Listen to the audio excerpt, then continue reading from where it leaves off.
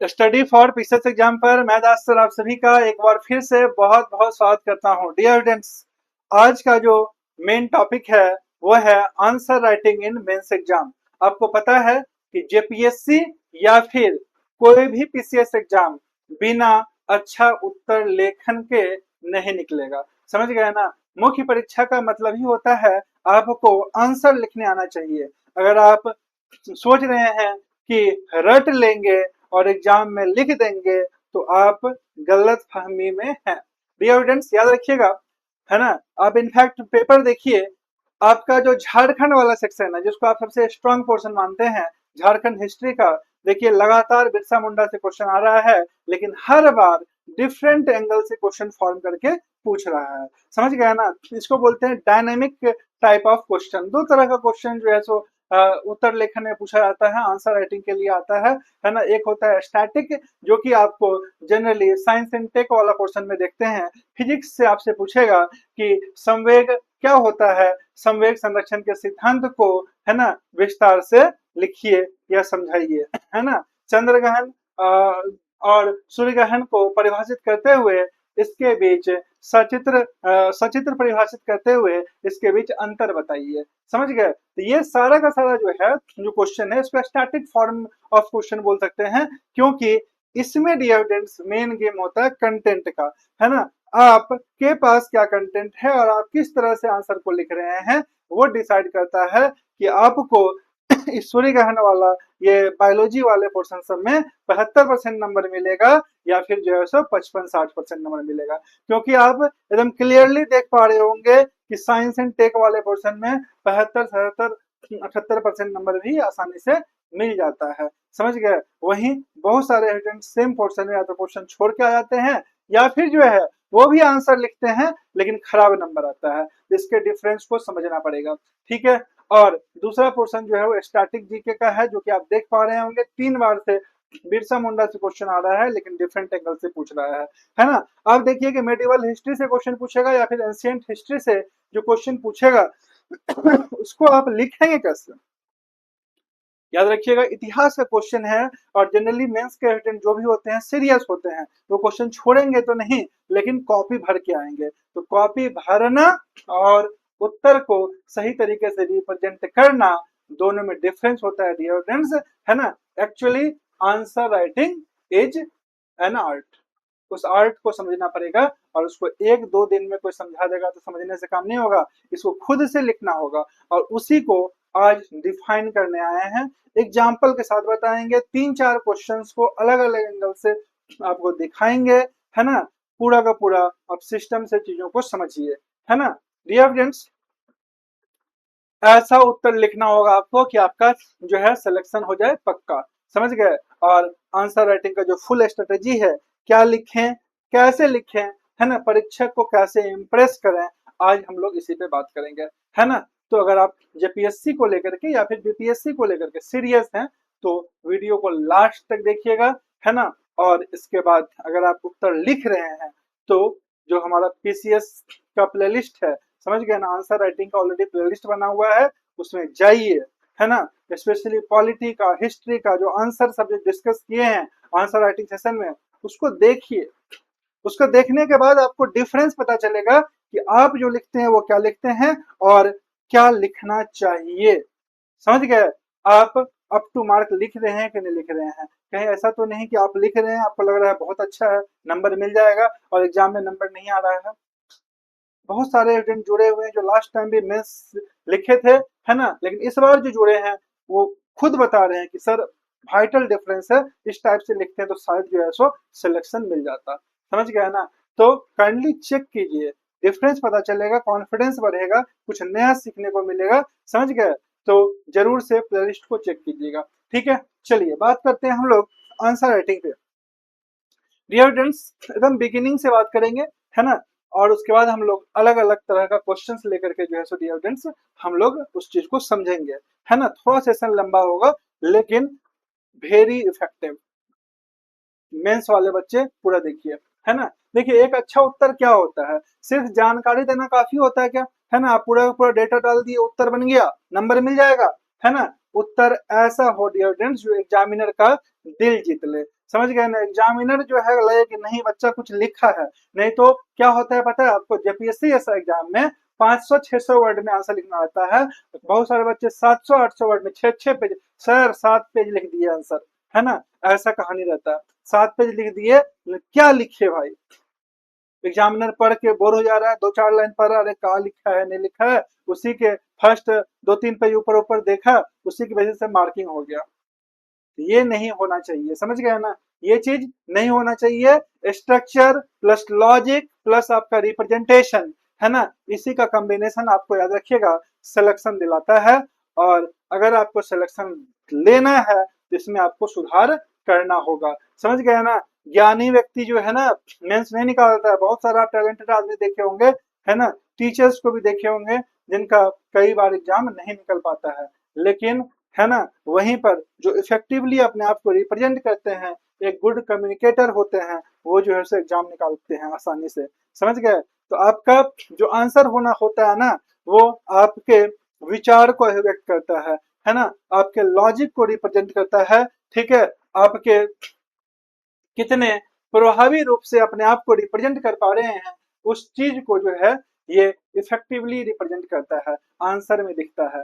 तो वो कैसे दिखेगा, एक दिन में, एक दिन में जो आपको याद है आप उतना ही लिख पाइएगा, नया आंसर आएगा ना तो आप फंस जाइएगा, और फंसिएगा ही सिर्फ नहीं, टाइम बहुत ज्यादा ले लीजिएगा आंसर लिखने में, है ना। और आपको हम बता दें, जेपीएससी जैसा एग्जाम में ना 4 क्वेश्चन लिखना है ना, 3 क्वेश्चन भले ही आपका टकरा जाए, एक क्वेश्चन तो आपको मिलेगा ही मिलेगा, जहाँ पे आपको अच्छे से सोच के समझ के, है ना, लॉजिकली लिखना है ना। और टकराने के भरोसे तो आप नहीं रह सकते, है ना, आपको लिखने आना चाहिए और इसके लिए प्रैक्टिस करना होगा। दोस्तों, आंसर जब स्ट्रक्चर फॉर्म करते हैं ना तो उसमें 3 बेसिक बातें होती है जो शायद आप लोगों को पता ही होगा, है ना। एक इंट्रोडक्शन, दूसरा बॉडी, तीसरा कंक्लूजन, यही 3 पार्ट में जनरली बटा रहता है।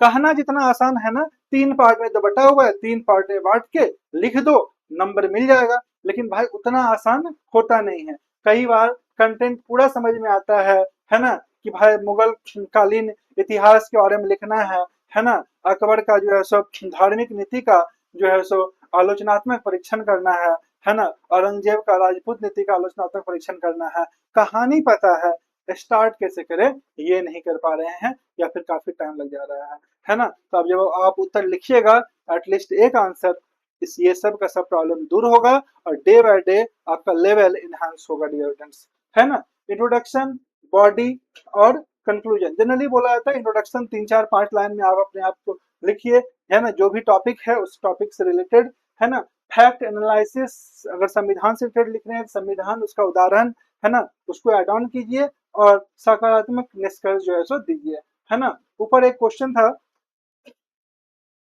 भारतीय संविधान में नीति निर्देशक तत्वों का महत्व स्पष्ट कीजिए, इतना सिंपल लैंग्वेज में आपको याद रखिएगा। पॉलिटी से क्वेश्चन नहीं पूछेगा, बीपीएससी का क्वेश्चन उल्टा के देख लीजिएगा, कितना खतरनाक खतरनाक क्वेश्चन पूछा है। कई बार तो स्टूडेंट को पॉलिटी में क्वेश्चन ही समझ में नहीं आता, कई बार। इसलिए स्पेशली आंसर राइटिंग का जब हम सेशन करवाते हैं ना, जो अभी ऑलरेडी चल रहा है, उसमें पॉलिटी का डिविडेंस 15 टॉपिक को सबसे पहले करवाते हैं, क्योंकि यहाँ से क्वेश्चन का लैंग्वेज चेंज करके घुमा करके पूछने का चांस बहुत ज्यादा रहता है। दूसरा जो मोस्ट इंपॉर्टेंट आंसर राइटिंग करने वाला सेक्शन है वो झारखंड हिस्ट्री है।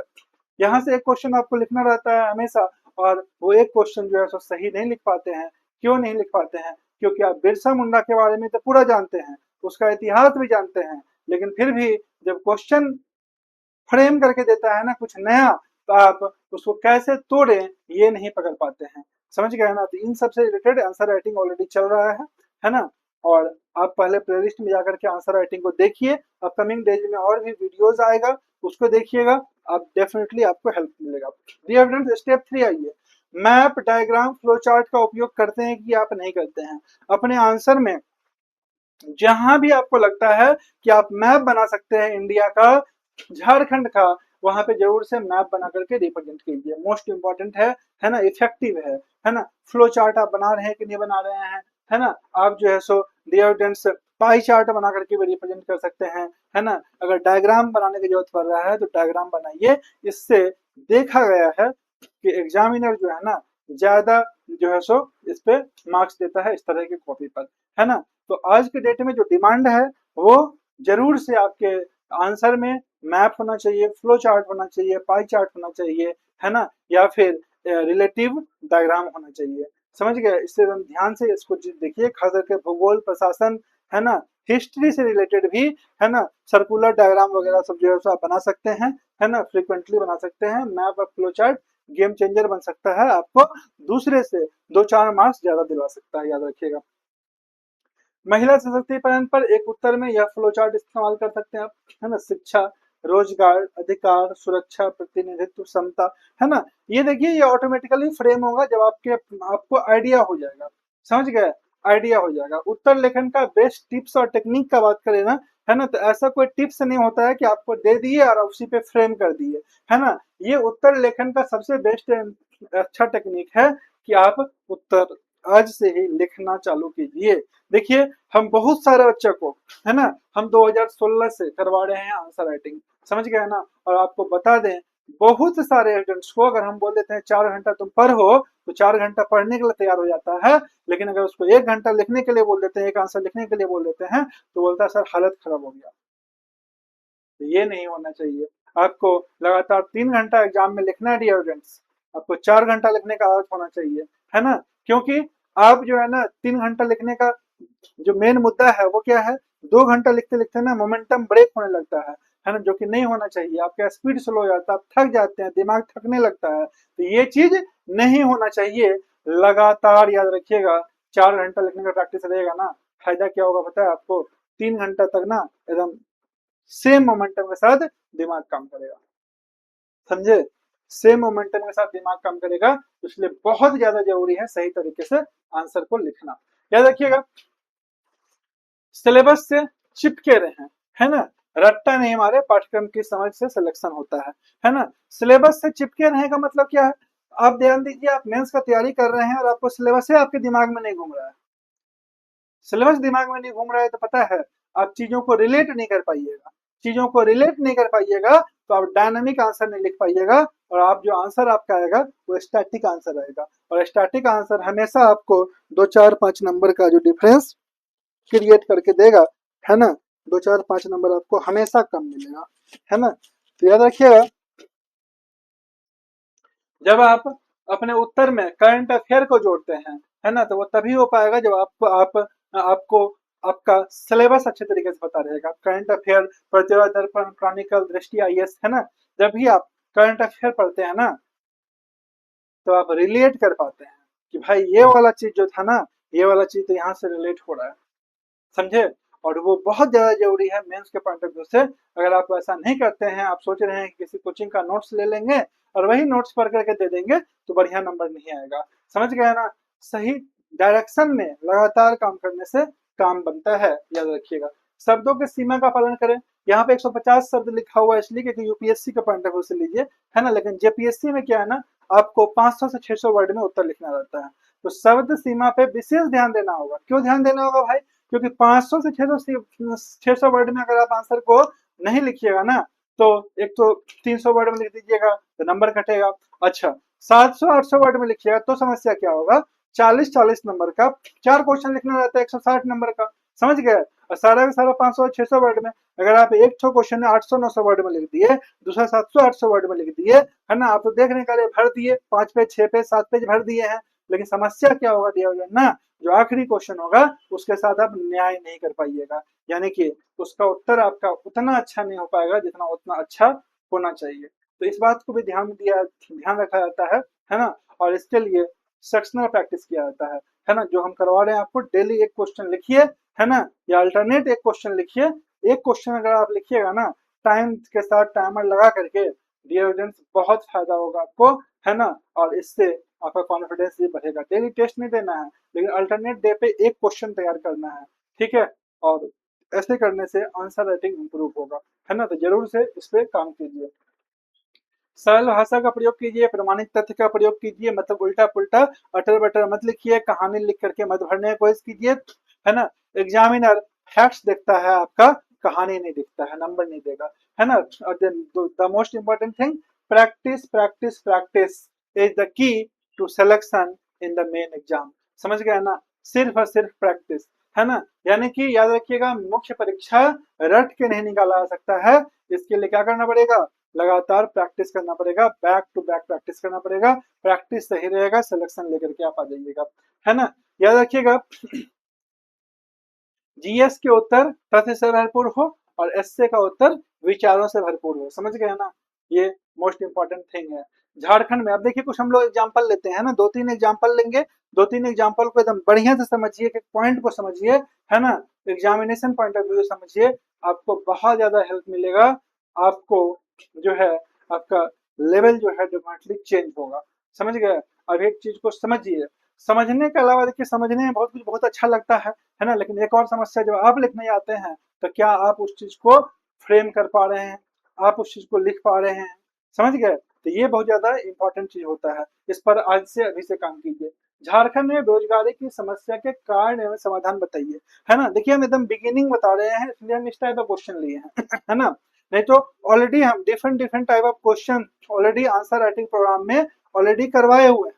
इनफैक्ट हम बताए हुए हैं, जैसे मान लीजिए सूर्य ग्रहण का सचित्र वर्णन कीजिए, और देख आप जा करके देखिए, प्लेलिस्ट में जाकर के देखिए कि सूर्य ग्रहण का सचित्र वर्णन कीजिए। आप सोचिएगा, अरे सूर्य ग्रहण पे क्या है, लिखा हुआ है कॉपी में, सूर्य ग्रहण तो मेरा कॉपी में लिखा हुआ है, इसमें हमको क्या देखना है सर का वीडियो।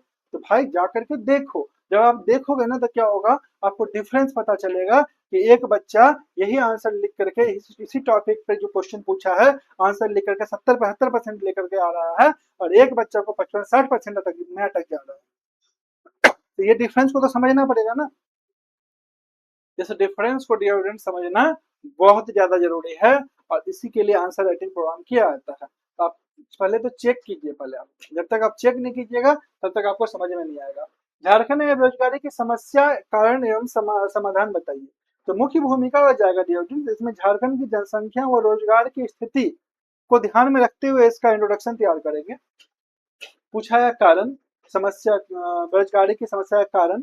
कारण में हम लोग लिखेंगे शिक्षा में कमी, उद्योग में कमी, स्किल गैप, ये इसका कारण हो सकता है ना। उसी तरह से समाधान, स्किल डेवलपमेंट, एमएसएमई को बढ़ावा, योजनाओं का सशक्त क्रियान्वयन, है ना, ये आपका इसका समाधान हो सकता है। और निष्कर्ष जो है, सशक्त युवा सक्षम झारखंड के विजन से जोड़ना। ठीक है, इस फॉर्मेट में इसका निष्कर्ष जा सकता है ना।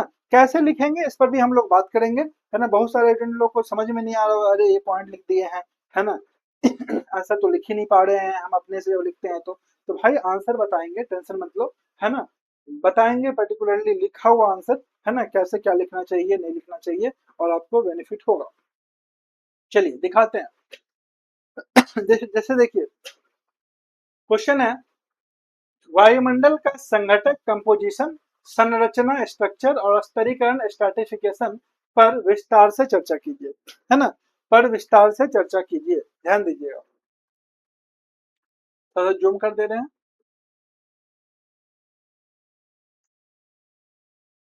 तो अब डियर फ्रेंड चीजों को समझिएगा।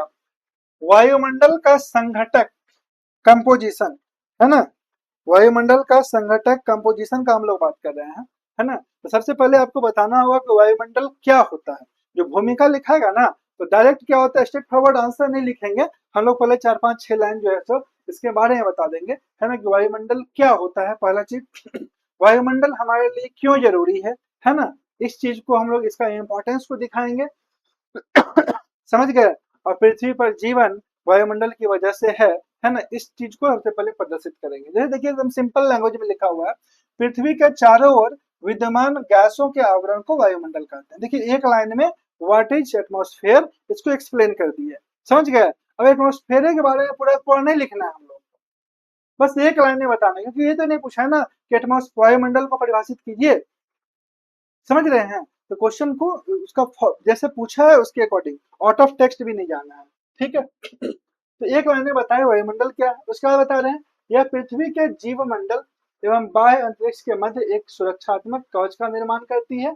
यह सूर्य से आने वाली हानिकारक परावर्तनीकरण अल्ट्रावायलेट रेस से पृथ्वी की रक्षा करती है, समझ गए। यानी कि अब इसका हम लोग इंपॉर्टेंस बता रहे हैं अगला 3-4 लाइन में, है ना, कि भाई जो एटमॉस्फेयर है इसका हम लोगों के दृष्टिकोण से क्या इंपॉर्टेंस है ना, इसका महत्व को जो है सो हम लोग क्या कर रहे हैं, दिखा रहे हैं। साथ ही बाह्य अंतरिक्ष से गिरने वाली उल्कापिंड भी पृथ्वी को से बचाती है, क्योंकि जब उल्कापिंड वायुमंडल में प्रवेश करती है तो अधिक घर्षण के कारण यह जल जाती है। पृथ्वी पर जीवन वायुमंडल की उपस्थिति के कारण ही संभव है, अन्यथा यह चंद्रमा की तरह ही बंजर होता। चंद्रमा की तरह ही बंजर होता। तो देखिए इस क्वेश्चन का, इसने क्या क्वेश्चन पूछा है, वायुमंडल का संघटक, कंपोजिशन, संरचना, स्ट्रक्चर, स्तरीकरण, स्ट्रेटिफिकेशन पर विस्तार से चर्चा कीजिए, है ना। तो ये 600 नंबर का क्वेश्चन होगा। तो 600 वर्ड का क्वेश्चन आंसर लिखना होगा, है ना। 40 नंबर का क्वेश्चन होगा। तो अब थोड़ा सा चीजों को समझिए कि भाई सबसे पहले हम लोग क्या किए, एक अच्छा सा इंट्रो बना दिया, है ना। इंट्रो के बाद क्या करना होगा दोस्तों, जो डेटा आएगा आएगा ही, है ना, लेकिन हम लोगों को इस तरह का डायग्राम भी डालना होगा। वायुमंडल की संरचना, वायुमंडल का निर्माण निम्न तत्वों से मिलकर हुआ है ना। तत्व कौन कौन सा है, तो गैस, वेपर और कण यानी कि पार्टिकुलेट्स। देखिए कितना अच्छा डायग्राम बना करके रिप्रेजेंट किए हैं। तो ये बहुत ज्यादा जरूरी है, इस टाइप से आपको एकदम साफ सुथरा रिप्रेजेंटेशन करना होगा दोस्तों। ये डिफरेंस क्रिएट करता है, यहीं से नंबर मिलता है। चलिए आगे कुछ और भी चीज दिखाते हैं आपको इसी आंसर में।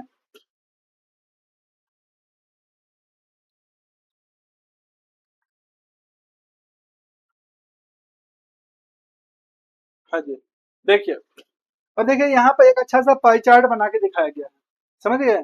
गैसेस, जब गैसेस को चर्चा करेंगे, है ना, तो यहाँ पे देखिए एक अच्छा सा पाई चार्ट बनाया गया है ना, कि भाई 78% नाइट्रोजन है, 21% ऑक्सीजन है, 1% अन्य गैस है। समझ पा रहे हैं आप लोग। वायुमंडल में नाइट्रोजन का आयतन लगभग 78% है। यह सभी कार्बनिक यौगिकों का एक महत्वपूर्ण घटक था। वायुमंडल में सबसे महत्वपूर्ण तत्व ऑक्सीजन है, क्योंकि सभी जीवित जीव इसे ग्रहण करते हैं। अब इसके बारे में लिखे हैं, है ना। लेकिन देखिए हम लोग क्या किए, पाई चार्ट का भी इस्तेमाल किए। तो इस तरह का, इस तरह से आंसर अगर आपका रिप्रेजेंट होगा तो मार्क्स मिलेगा, समझ गए ना। तो इस चीज पे एकदम ध्यान दीजिएगा और इस टाइप से ही आंसर लिखने का कोशिश कीजिएगा। और देखिए वायुमंडल की संरचना एवं स्तरीकरण, संरचना एवं स्तरीकरण जब आप बताइएगा तो यहाँ पर भी डायग्राम बनाने का स्कोप है। वायुमंडल, वायुमंडल को तापमान, घनत्व, दाब तथा संरचना के आधार पर निम्नलिखित रूप में वर्गीकृत किया गया है ना। संरचना के आधार पर और तापमान में परिवर्तन के आधार पर। देखिए वायुमंडल को दो पार्ट में डिवाइड किए, रचना के आधार पर सममंडल, विषममंडल, और तापमान के आधार पर कौन कौन सा लेयर है, क्षोभ मंडल, समताप मंडल, मध्य मंडल, आयन मंडल और बाह्य मंडल। समझ गए। तो इस टाइप से हम आपको बता रहे हैं कि डायग्राम बहुत ज्यादा जरूरी है ना। आपके आंसर में अगर इस टाइप से रिप्रेजेंटेशन रहेगा, आपको भर भर के मार्क्स मिलेगा, है ना। और आप दूसरे से एटलीस्ट लीड ले पाइएगा, समझ गए। तो उत्तर लेखन का बहुत ज्यादा महत्व है, इसी महत्व को समझिए। नहीं समझिएगा, है ना, आप चाहिएगा कि रटा रटाया आंसर हम लिख देंगे और नंबर मिल जाएगा, तो ये आप गलतफहमी है ना, वैसा नहीं मिल रहा है ना। चलिए अगला देखिए,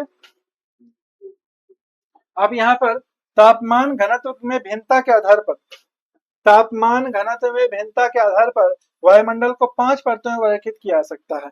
देख पा रहे हैं आप लोग, है ना, डायग्राम बनाया हम लोग। क्षोभ मंडल, संताप मंडल, मध्य मंडल, आयन मंडल, वायुमंडल, है ना। ये इसका जो है सो लेयर कितना से कितना किलोमीटर तक है वो रिप्रेजेंट कर रहा है। तो that is the most important thing, कि आप अपने आंसर को कितना क्रिएटिव बना रहे हैं, है ना। आप डेटा को कितने अच्छे तरीके से रिप्रेजेंट कर रहे हैं, या फिर आप जो भी लिख रहे हैं तथ्य, डेटा, सबको उलझा दे रहे हैं। दोस्तों उलझाना नहीं है, सही तरीके से समझाना है, ताकि एग्जामिनर इंप्रेस हो और आपको नंबर मिले, समझ गए। ठीक उसी तरह से देखिए, सिंपल सा क्वेश्चन लिख रहे हैं हम लोग, क्या चीज, मानवाधिकार का। देखिए मानवाधिकार से आप क्या समझते हैं, संयुक्त राष्ट्र संघ द्वारा मानवाधिकारों की सार्वभौमिक घोषणा 1948 में प्रकाश डालिए, राष्ट्रीय मानवाधिकार आयोग की संरचना एवं कार्यों का वर्णन कीजिए। तो अब देखिए चीजों को, है ना, ये जो क्वेश्चन है, अब देख पा रहे होंगे ये क्वेश्चन ऑलरेडी पूछा हुआ है, समझे।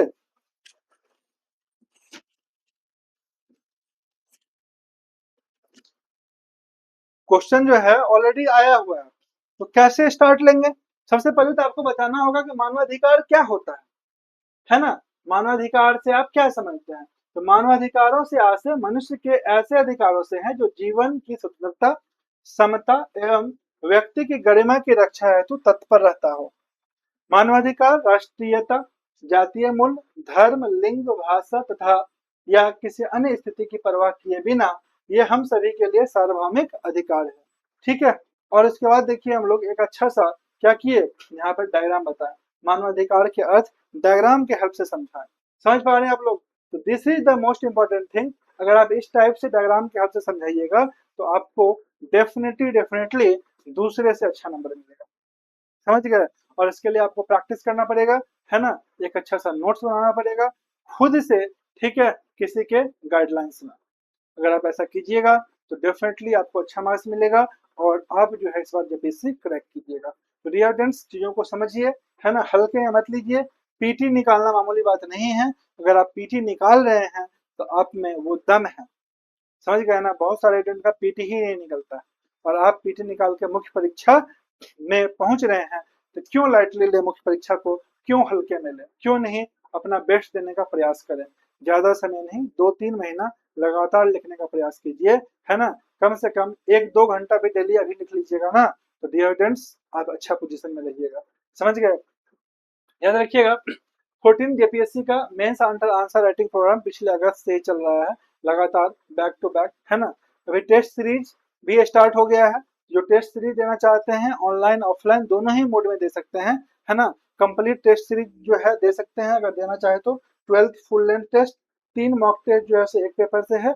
और जो आंसर राइटिंग करना चाहते हैं, आंसर राइटिंग में डियर स्टूडेंट्स क्या होता है, एक टॉपिक से को आपको क्लियर करेंगे। एक टॉपिक जो है ना आपका क्लियर होगा 2 दिन में, और उसी टॉपिक से जो है सो क्या होगा, एक क्वेश्चन होगा। यानी कि अगला 1 महीना अगर आप टारगेट करते हैं आंसर राइटिंग को, आंसर राइटिंग 1 महीना के लिए जोड़ते हैं, तो 15 टॉपिक आपका खत्म हो जाएगा। फॉर एग्जाम्पल, है ना, पॉलिटी आपका पूरा का पूरा खत्म हो जाएगा। समझ गए? 1 महीना में। और पॉलिटी आपका पूरा पढ़ा हुआ भी रहेगा, आपके पास नोट्स भी रहेगा, और आप उससे रिलेटेड क्वेश्चन को लिखे हुए भी रहेंगे, है ना, और उसका इवेल्युएशन भी हो चुका रहेगा। तो बहुत ही बेस्ट होता है ना, क्योंकि उसमें वो टारगेट स्टडी करते हैं क्या कैसे पढ़ना है ना। उसके लिए आप जो है सो बात कर सकते हैं, है ना, दिए गए नंबर पर, है ना। तो डियर स्टूडेंट्स, यहाँ पे देखिए नंबर होगा, यहाँ पे नंबर है 6200346305, है ना। आप इस पर जो है सो बात कर सकते हैं, ठीक है। साथ ही डियर स्टूडेंट्स एक चीज बताना चाहेंगे कि पीटी अगर आपका निकल रहा है, मार्क्स ठीक ठाक आ रहा है, अगर आपको लग रहा है कि मेरा निकल जाएगा, तो आज से अभी से लिखना चालू कीजिए, है ना। इसी से आपका जो है सो मेंस निकलने का चांस बनेगा। दास्तर लर्निंग ऐप को जरूर से प्ले स्टोर से इंस्टॉल कीजिए। यहाँ से आप जो है सो हैंड रिटन नोट्स ले सकते हैं, है ना, और उसको देख भी सकते हैं। और चैनल पर नए हैं डियर फ्रेंड तो चैनल को जरूर से लाइक शेयर सब्सक्राइब कर लीजिए। साथ ही प्लेलिस्ट में जेपीएससी मेंस का और आंसर राइटिंग का जो प्लेलिस्ट बना हुआ है उसको जरूर से देखिए, चेक कीजिए, समझिए।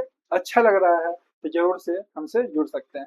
Thank you all of you students and all the best for your exam. मिलते हैं जेपीएससी का नेक्स्ट सेशन में इसी चैनल पर, है ना, रात को। Thank you all of you and all the best.